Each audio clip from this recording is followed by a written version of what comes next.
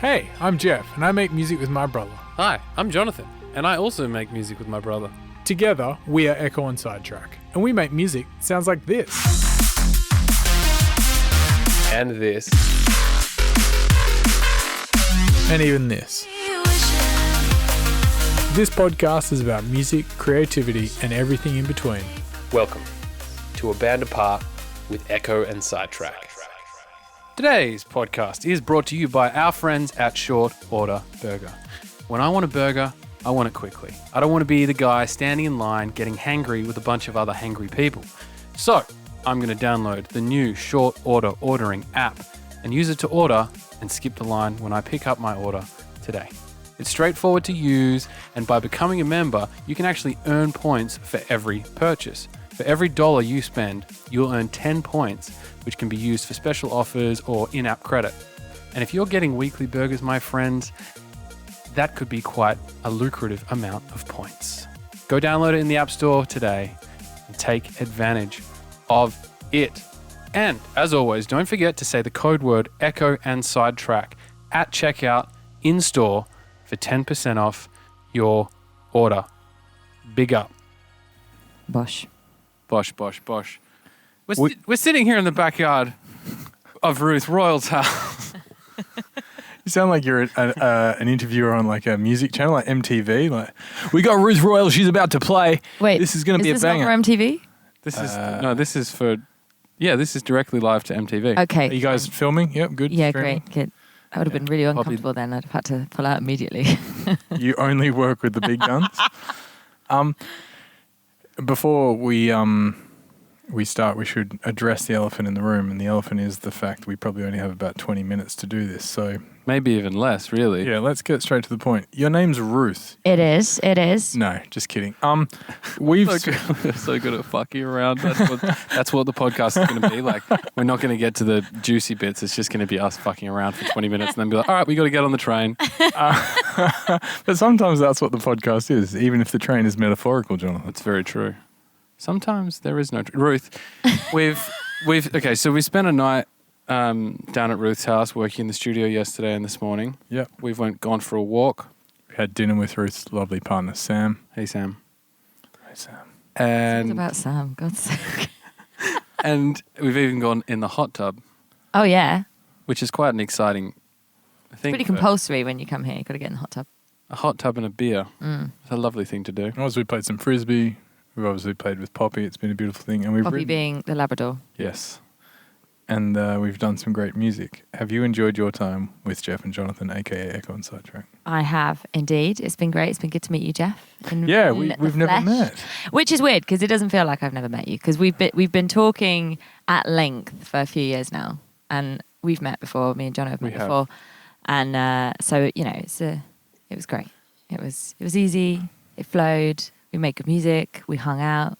We got to the deep stuff quickly, which is always fun. I hate small talk. It was good. I think that's like, I'm not going to say what I said in the spa last night, but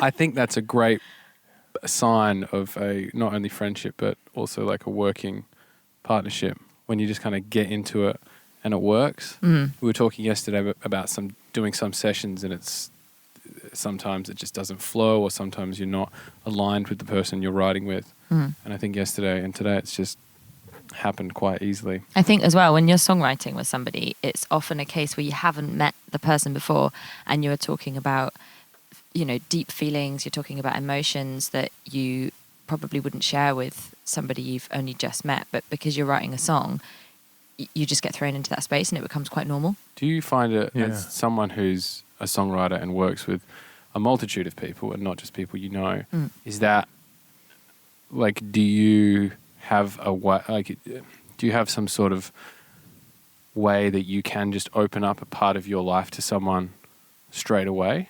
Yeah. Do you kind of want to talk to them first? I think I'm quite an open person, so it's I'm not super shy and private about talking about my emotions and talking about my feelings and thoughts on stuff. So I guess that makes it easier because I would probably just have a conversation anyway. But I don't think that there's something that I necessarily switch into because I find it quite natural in a creative space. Yeah. Because you are open anyway. You know, you have to open yourself up in order to write and make a vibe and, you know, all that kind of stuff. So it always feels normal. It doesn't feel like I'm doing anything strange.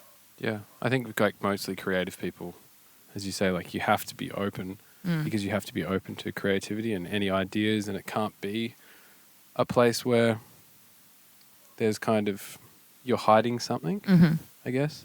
Like we did a couple of sessions last week, and again, like with people we hadn't known, and you just instantly start talking, not necessarily about the song, but you kind of quickly get to know them and try to align yourselves emotionally so then you can go into the song. Yeah. And like I think something that's very, like singing in front of someone's very vulnerable, especially when you don't know them. And to be able to sit in a small room and just be like, this is what I'm thinking for the vocal, and Belt it out and bear like emotional vulnerability. Yeah. I think that's like it makes people closer. It opens yourself up for judgment in any way, and like it's one thing to play something, like play a song, but then to sing it, like it's like your voice is the instrument, your body is the instrument, and you're like, well, what do you think? And it's like it seems like a hot judgment of your whole rather than just what you've. That's created. why I think singing is so important for everyone to do. Like you don't have to be a singer, you don't have to, you know, be a trained singer or a professional singer or whatever, but that sense of vulnerability and openness that you have to be relaxed in order to sing properly. Yeah. You physically have to be relaxed. And it's such a therapeutic process for anyone to go through that I just think it should be something that everybody has an opportunity to do and a space to do because of that. The fact that your body is your instrument, you know, you're opening yourself up. That's such a good point. I think more people should sing, and I'm guilty at times of having told people they can't sing or like you shouldn't sing so loud or something like that, which does shuts them down when really it should be like, no, you should make more noise, you should be more open. It's like dance really, and like that kind of thing, like, and doing it with other people. Differentiate, you know, making the there is a difference between a professional singer and singing. Yeah. That's a completely different thing. And everybody compares singing to being a professional singer that they hear on YouTube and Spotify and the television. I think it's like such a release, as is dance. But both things are so covered in shame and embarrassment. And achievement. You have to, if you're going to do this, you have to achieve something through doing it. Otherwise, you haven't done it, which is rubbish. You know, you can sing in the shower and have a great time and feel great at the end of the day. I sing in the shower all the time, and like I when I had my shower before, I was singing, and I can't remember what song I was singing. I was just like pottering. It's like mumbling to myself when I do a job. You sing, it comes out of you kind of automatically. It's not like you consciously do it, and I think it's probably a sign that I want to sing more and sing for enjoyment rather than the aim of being the best singer and drum and bass or being like a vocalist or a songwriter. I can just sing for fun. Just sing for fun, exactly. And to fuck around. Yeah. Also, you gotta, someone once told me as well, like, once you start to sing and be more comfortable, you understand and get a better feeling for melody and music. And you don't have to be someone that has perfect pitch or can sit there and be like, oh, it's out of key or something. But you just understand a bit how the notes feel around things, and you can harmonize better, and you have more musical ideas when you're more comfortable. And you become so I've taught singing for years and worked with every different level of singer, and one of the things that I notice is how people are not physically self-aware. So when you get people to start thinking about their breathing and about posture and about rhythm, physical rhythm, they have no sense of what their arms are doing. They have no, because they never sit inside their body. They're always outside thinking about what's ever on the computer screen or whatever they're talking about, you know, that kind of thing. And actually having that physical sense of self is important for so many reasons, not just to make a nice tune. You know, it's being aware of what you need, being physically aware of the space around you, and all of that sort of stuff is very important. Absolutely. Something we try and do, further to your mentioning like physical movement, is when we're writing music and in the studio, we try and say like, is this song actually making me move, or am I just tapping my foot because I'm tapping my foot? And you want something that is going to make you move, because that's the goal of dance music. You want to make people dance. So if your song's not making you dance when you're making it, or it doesn't have to make you dance, but you want some sort of physical reaction. It's got to have groove to it. Yeah, and you're trying to build that in. So like often Jonathan and I will be working on a song and one of us will say like, oh, it goes like this. And we're like, but does it do that? Because if it does, we really need to accentuate that and really bring that to the forefront, because otherwise you're confusing, things have to be danceable. Well, you can't, when you make you move. When you're playing a song to someone, you can't tell the audience like, you should be dancing like this. People just dance to the music. I think a good example is you can tell like with noisier. Mm-hmm. There's noisier tunes that are like quite steppy, and they make you want to go swing back and swing. forth. And that's because there's, it could be a technical thing, like that's what the sub's doing, or there's loads of space for this kick, or like the bass is moving in that way, which moves your body. Other music doesn't make you move, and I would say some drum and bass doesn't make you move as much as noise, because of that groove that's just inbuilt, because they're great producers. So it makes it more visceral. It does, yeah. It reminds me of something that a friend of mine, Dr. Mika, who's a drum and bass producer, who said, he was being asked a question in a podcast actually, said, how do you know when a mix is done? How do you know when a mix is finished? And he said, it makes you dance, makes you move. And I was like, that is so true. Like when you're tweaking the end of a song and you've heard it so much, or you're trying to get that perfect take or whatever it is, the minute you start kind of going, yeah, it makes me feel something. You're like, oh, okay, great, that's it. And I literally, since hearing that, because it made so much sense, I live by that now. And I'm like, okay, cool, I'm starting to move now. I think we're good. We're in the groove. Yeah, and it's true. It's dance music, isn't it? Yeah. And also, like, when you're mixing a song, you're mixing for the final response to the song, which is movement, excitement, all that kind of stuff. You're not mixing for someone sitting still going, oh yeah, that hit's too loud, you fucked it. Yeah. Like the unevenness, the movement, the dynamics of a song is what makes it unique. So you want to go for that. Flat is boring. Yeah. You want something that's exciting. That said, do you find that when you're at a club or rave or wherever it is you are and you're surrounded by musicians, do they not just stand at the back of the room, arms folded, dissecting every piece of music that's being... Often. Sometimes. And sometimes you have to remove yourself from that. You'll be standing there and you're like, I'm being a wanker. You just have to run into the crowd. You have to. I was I can't remember where I was, but I was with a friend of mine watching some live music, and I think I had kind of, my eyebrows were down and I was looking at it and I had my arms crossed because I was really enjoying it and I was listening to all of the different elements of this stuff, and my friend was like, are you having a nice time? I was like, no, I'm having a really nice time. I'm just really interested in how they're doing it. And he was like, fucking musicians. I think when you start making music and that becomes your job and your main passion, like you enjoy it in a different way. And I find it quite hard to step out of that role and just enjoy the music for what it is. Yeah. And I think I find it easier for non-drum and bass gigs. Like if I go to like a rock show or something, I might think about the mix or what it sounds like, or be like, oh, the drums could be louder, or oh, this is an interesting thing briefly, but then you can kind of lose yourself because it's not the music that you listen to basically every day. When we went to Andy C recently, we kind of allowed ourselves to let ourselves go a bit more and just went out into the crowd and got some beers and enjoyed it like we have done so many times over the years. Yeah. And like, we sat there and like, what's this mix? Oh my gosh, what's that? Who did that remix? Like, oh, he's playing this tune. And that was so exciting again, because you can fall into the trap of sitting in the green room or watching a side of stage being like, oh, that's a sick mix. Yeah. Or and no reaction. Or even, like, oh, that's a big one. Or even really good. Or even being like, I wonder how much the pyrotechnics cost for this show. Like, the visuals behind the scenes good, but like, do you think we could add that to ours? Like, we just need to up the budget a bit. Maybe I'll speak to the agent about it. Like, you start going into business mode. I strangely find that drum and bass, well, not strangely, but that's the kind of music that I can let go to the most.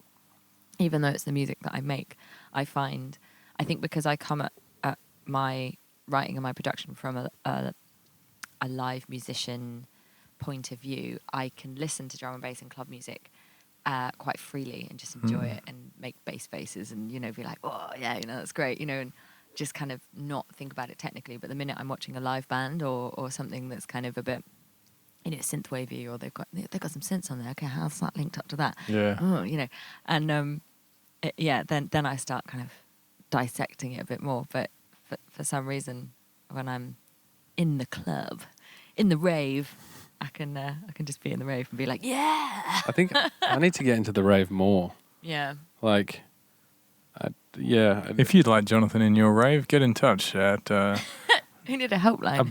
the rave line. Ruth, you mentioned you make drum and bass, and you also make other stuff. But you've done some pretty exciting stuff recently. Do you want to tell us about some of that? Well, I have actually, Jeff. Thank you for asking. I have just put out my second ever solo single. Whoa. Which is exciting. And this is the first time I've ever released anything with my production on it. So I'm super, super excited about it, which is nice.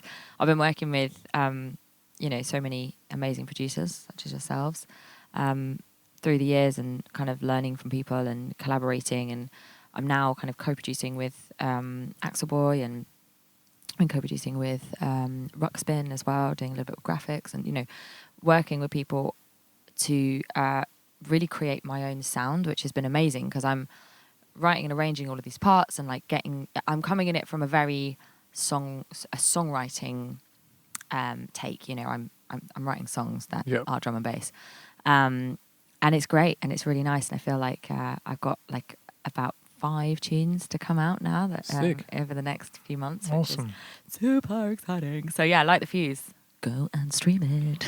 It's out now. Well, it might be out tomorrow. Well, it's out now. This podcast. Yeah, I was going to say, for this podcast, it's going to be out. Podcast is probably going to It's come already out tomorrow. going to be... Whoa, all right. Oh, it's out today then? No, wait. What day is it? It's Wednesday. Just Google it. Fuck. It's out on Friday. We'll put the... If you're listening to this in 2023, it came out last year. It's up on UKF, so you can hear it. So good at promo, aren't we all? Pre-save link in bio is basically what you can hear it. It's great. Yeah, but you can find Ruth on all the socials. She's Ruth Royall. Ruth Royall vocals. How do you approach writing your own stuff versus writing stuff for someone else? Do you still start with the vocal? Do you still... No, I start with the instrumentation. So I tend to start with chords, like piano chords, guitar chords. I'll tend to build my... I usually kind of like build the first section and like get the texture going and get the feeling, and then before I'll probably write some vocal ideas, but I won't get the proper full top line down until I've got most of the track sounding how I want it to sound. Yeah. Which is great. I tend to, at the moment, get the track sounding how I want, and then I'll go to somebody like Axel Boy and be like, right, how do I get this drop really fat? And then we'll do some work together on the drums and, get the bass sounding really crisp, and then I'll go away and work on it more, and then that's usually when the song gets finished. It's a bit convoluted at the moment, but it works. I think the fact that you're leaning into more production is fantastic. Yeah. And I think like it gives you more... I always feel like vocalists must sometimes... I'm sure some of them love it, but I'm sure a lot of them must feel constrained by always having to work with the producer and not being able to... just might not have the knowledge to be able to push their tunes to the right place. And I think... have the sound, being able to get that sound in your head out. Yeah, exactly. That's the most important thing. Well, it's like everyone thought I was going to make Liquid, because I've worked with loads of Liquid artists, and I love Liquid, but it's not something I want to make. It's just something you're good at. And also because vocals go so beautifully with Liquid music, so everyone was like, great, so it's going to be like a Liquid, like a piano and bass thing. Yeah. You're like, no. Like, no, it's going to be jungle. Yeah, sick. So it's cool. I think that's exciting. And I think that could be the end of the podcast. Yeah, due to running out of time. the And I need to constraint. give you guys a lift to the train station. So. Yes, and we need to pack up the podcast gear and possibly go to the toilet and check that we haven't left anything. Whoa. It's going to be fine. You're going to make it, guys. I believe in you. We also might tack on. Me and you might record something after this as well, where we can talk more about. Speak for yourself, buddy. I'm watching a movie on the train. I'll be doing a solo podcast. And it's just it's not a 15-minute thing. Thank you so much. Day number 55. Thank you so much for having us, Ruth. Thanks, Ruth. Thank you. And let's do this again in person. Must. Yeah. I need to come to Perth. Yeah, and we'll probably come back here. Bristol's a beautiful place. Always welcome. This podcast has been brought to you by the city of Bristol. Bristol.co.uk. Get in touch. Use discount code Ekko Sidetrack for house prices. 10% discount on your mortgage for the first 2 quarters. Yeah. Great. Ruth, great deal. Thank you so much. It's been lovely. We love you. We love you. I love you too, guys. Oh, guys. Okay. Bye, everybody. Bye-bye. Bye. Part 2. I didn't do mine. I already opened mine. Cheers, Jeff. Cheers, buddy. Thank you again to the illustrious Ruth Royall for her amazing, albeit short, input on the podcast. But it's great to have her, and I'm so glad you went upstairs and grabbed the podcast gear, because I really did think we weren't going to get one in. Yeah, I mean, yeah. It's good that one of us, it feels like one of us usually is the kind of timekeeper, because I do think both of us get carried away in conversation and carried away doing other things and working or having fun or whatever it is, and especially when we're trying to fit so much in to a short period of time. It's good. I'm glad that we had the conversation. I think it was quite a rich conversation. Obviously, the listeners just heard it, and we've just recorded it. It might be a bit grotesque to say about a conversation you just had. I think it was a good one. But we're even fitting this conversation. Like, so we've just arrived back from Bristol. We're sitting in a park in London Bridge, having a beer before we have dinner with like 7 people. I didn't know there were so many people coming. 5 more people with us at 7. Complex mathematics on the podcast. Yeah, but so we're getting in. This is what being a dedicated podcast is all about, Jonathan. Now that we've got our gear back from Tim, little update. He sent it back, which is great. But yeah, again, I'm pretty sure that it's not the original gear though. Yeah, this so one does. He's obviously bought second-hand recorder and some mics, and obviously it looks like he's scuffed it up himself with a boot. Maybe, when desert boot. I know that he was going through Africa on a mountain bike tour. And doing that photography as well. But as always, we're thankful for London City Hi-Fi. So yeah. So thanks for sorting us out in the interim, guys. And obviously that sponsorship is now done now that we've returned the gear. So you will no longer get 10% off. But shout out to them. Go find them. Tell them Jeff and Jonathan sent you. Jeff, we were just speaking as we were walking up about how you were feeling getting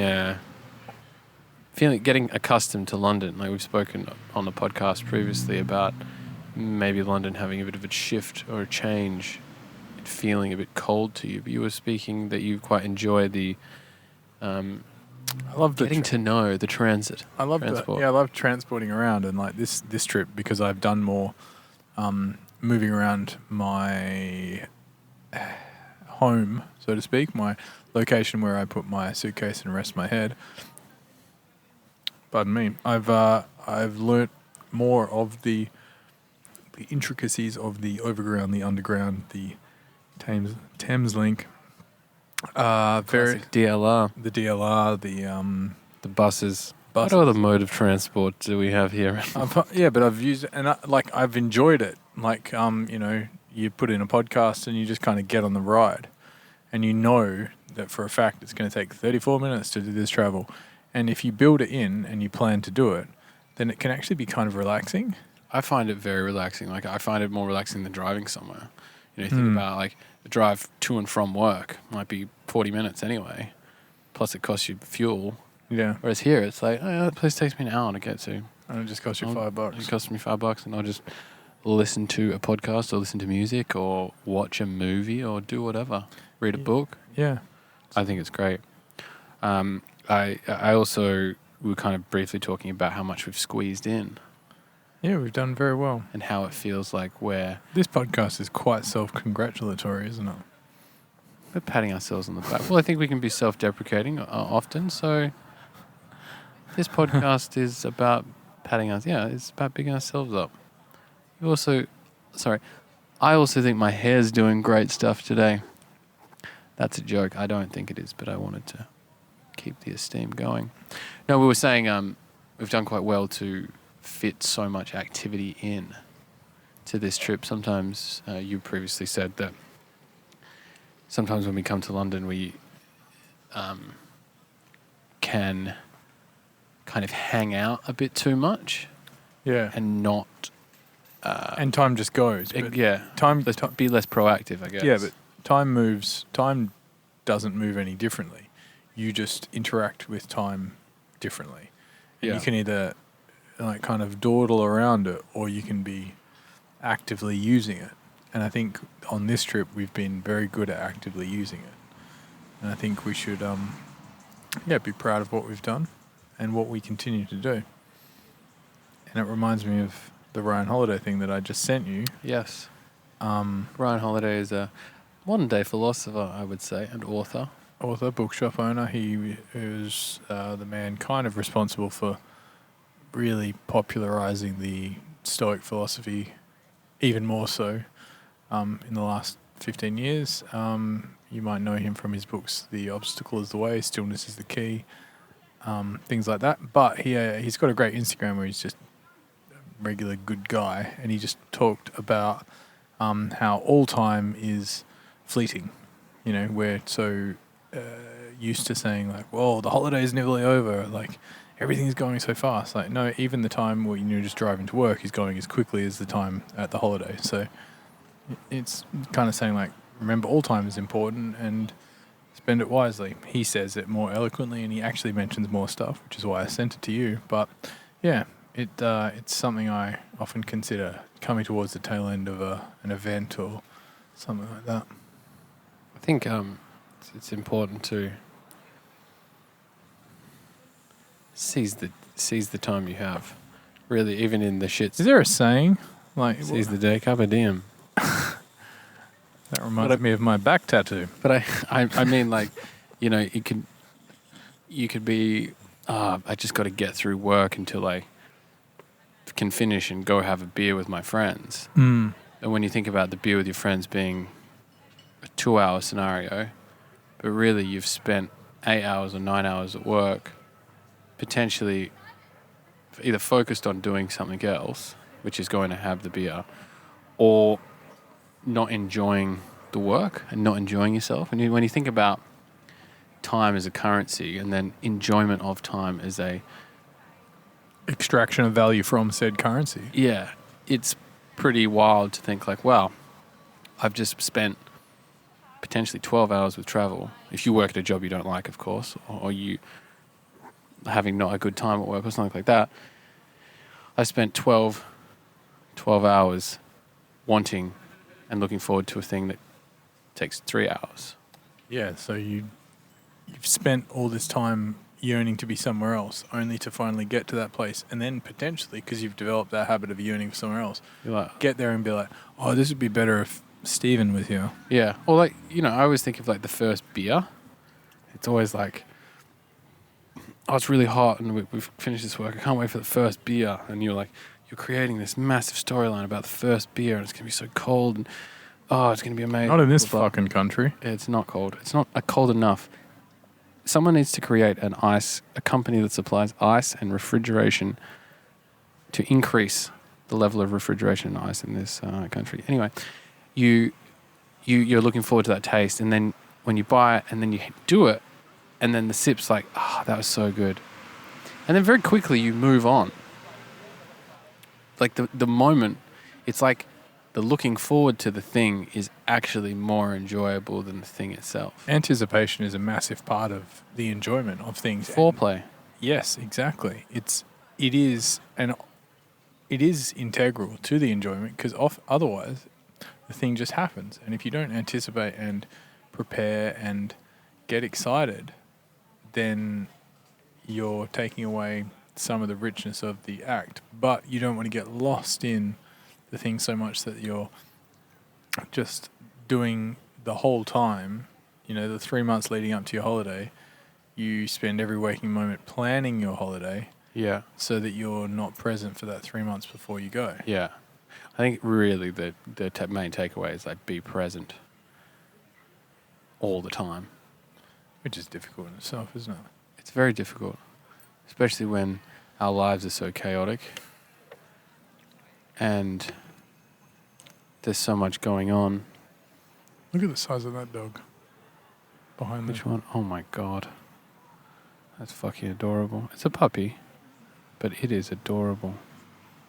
Kind of a little houndy woolen boy. That's the definition of a sweet Daniel. Sorry, Jonathan, you were saying something and then we both became not present. Yeah, not present, basically. Folks, that's what can happen when you're living life. Well, I was just saying, like, being present is very fucking difficult. Like, as that example shows. Like, you know, you could, even right now in the back of our mind, or back of my mind, I'm like, well, we've got to, you know, what time's dinner starting? Like, you got to change your clothes, and James is probably going to walk around that corner any moment, and like, we might see Connor and Mark walking down this way, and like, it's not like I'm focusing on those things that I can't have a conversation, but those things are in the back of your mind.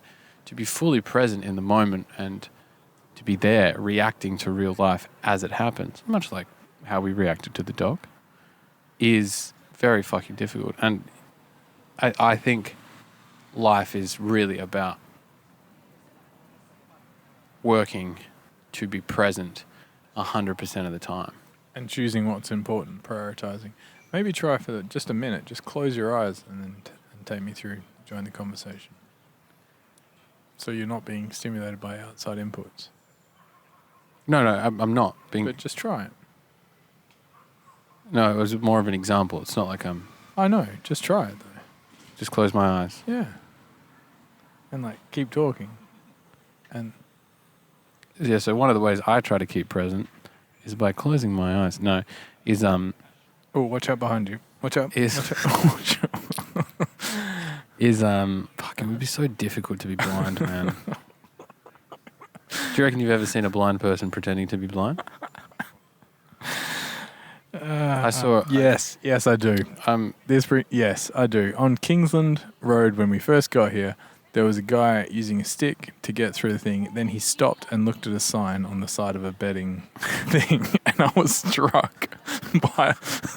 like, maybe he was just short-sighted, impaired or something. He did go quite close, but at the same time, I thought... It's why must you turn this place into a house of lies? It is also like people who are seeing impaired do use sticks. That it doesn't necessarily mean that they are 100% blind. Yeah. But that is quite funny. I'd like to think that he was taking advantage of the system. I think it would be very difficult. There's rumors that... I mean, it's ridiculous, but I like to pretend that Allegedly. Allegedly, there's rumors that... Stevie Wonder is blind. Stevie Wonder isn't blind. There's a great compilation on YouTube of just like some celebrities telling stories about Stevie Wonder and moments. I think there's one where he like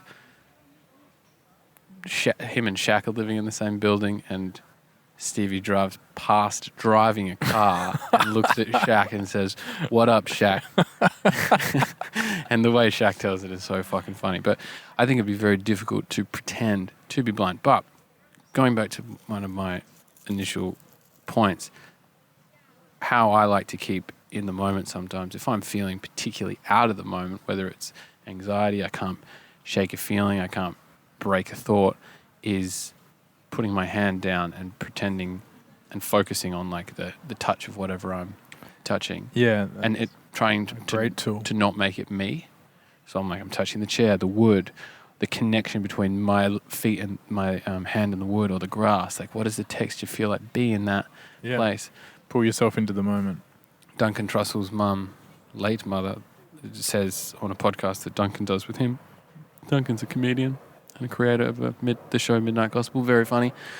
But he basically does a podcast with his mum who's dying of cancer, and she's a therapist and kind of quite a spiritual woman. It's a beautiful podcast. It is. And she kind of does a little thing to bring him into the moment, I think, and says, like, pretend, like, I want you to think of the middle of your hand and, you know, go to the middle of your hand, not in the middle of your palm, but the middle between the top layer of skin and the outer of the bottom of your hand. Whoa. And what is there? Like, what does it feel like? It kind of feels warm. It's kind of like spongy. Like, try to sit in that place and put your mind in that place. And I like to do that sometimes when I'm feeling like the world is really crashing in. A celebrity guest has been spotted. James has appeared. But like a good podcast listener, they're not walking over. And they're going to wait until we finish. But I think that was a beautiful way to finish. Yeah. I mean, we can, if anyone wants to listen to that podcast, it's the Duncan Trussell Family Hour with the guest.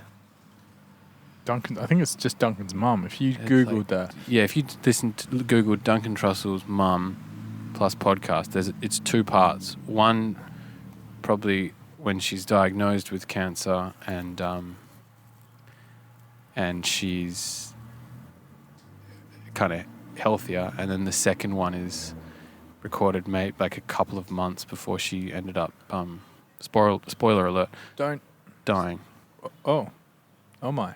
But it's really beautiful. Well, since we're on the topic of Duncan Trussell as well, just quickly, if you haven't already watched it on Netflix, The Midnight Gospel is a weird and wonderful spiritual journey, and it culminates in some of the most powerful television I've ever seen, and it's saying a lot considering it's a very psychedelic cartoon. But yeah, check that out as well. Otherwise, Jonathan, it's been great being in the present moment with you. James is here. Hey, James! Oh, she has the live James. Hey, James. There she is. And we just got a message from everyone else that it's actually already inside the restaurant. Connor's at the pub across the road, but Mark's already in the restaurant. It's like everyone's just in different locations. And we're just doing a podcast. And we're doing a podcast in the park. Buddy, thank you so much. I love you. I love you too, buddy. Enjoy this 2-parter. And are you telling me to enjoy the 2-parter? I'm telling you. I have. I think this second part was also very good. See everybody. Thanks for listening to this week's podcast. We are Ekko and Sidetrack on all social media. We've recently updated our YouTube. Go and give that a subscribe so you can keep up to date with all the latest video podcasts. And follow us on Spotify too so you can keep up to date with all our latest music releases. Big up.